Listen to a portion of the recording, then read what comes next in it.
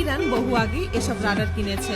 ইরানের radar control রুমে দায়িত্বরত অফিসাররা স্ক্রিনে একটি অস্বাভাবিক সিগন্যাল লক্ষ্য করেন।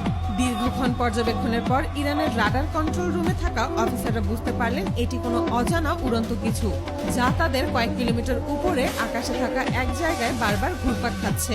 ইরান সরাসরি পদক্ষেপ নেওয়ার আগে বিষয়টি খতিয়ে দেখার জন্য একটি ফাইটার জেট MiG-29 পাঠায়।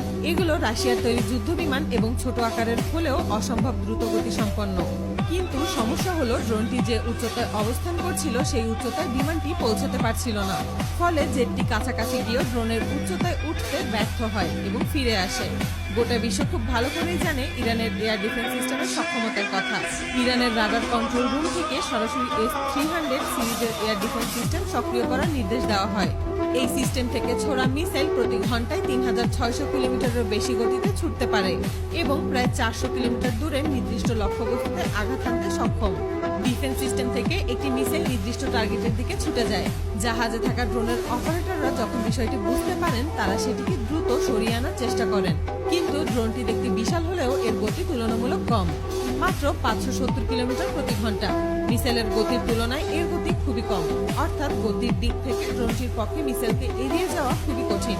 রাডার কন্ট্রোল রুমে থাকা অফিসাররা স্ক্রিনে চোখ রেখে পরিস্থিতি পর্যবেক্ষণ করছিলেন। কয়েক সেকেন্ড পর স্ক্রিনে দেখা যায় অস্বাভাবিক সিগন্যাল হঠাৎ অদৃশ্য হয়ে যায়। এই ঘটনার পর আন্তর্জাতিক গণমাধ্যম ও সামাজিক যোগাযোগ মাধ্যমে ব্যাপক আলোচনা শুরু হয়।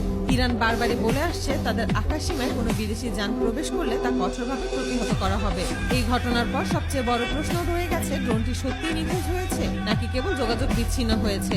যদি এটি মাটিতে নামিয়ে আনা হয়ে থাকে তাহলে সেটি একটি বড় বার্তা, আর যদি এটি শুধু সিগন্যাল হারিয়ে থাকে তাহলে সেটিও কম অবাক করার মতো নয়। যাই ঘটুক না কেন, এই ঘটনা একটি বিষয় স্পষ্ট করে দেয়, মধ্যপ্রাচ্যের আকাশে এখন শুধু বিমান নয়, প্রযুক্তিরও প্রতিযোগিতা চলছে। উন্নত রাডার, স্যাটেলাইট সহায়তা, আধুনিক যুদ্ধ ব্যবস্থা এবং দূরপাল্লার প্রতিরক্ষা সিস্টেম সব মিলিয়ে এটি প্রযুক্তিগত সক্ষমতার এক জটিল ভারসাম্য।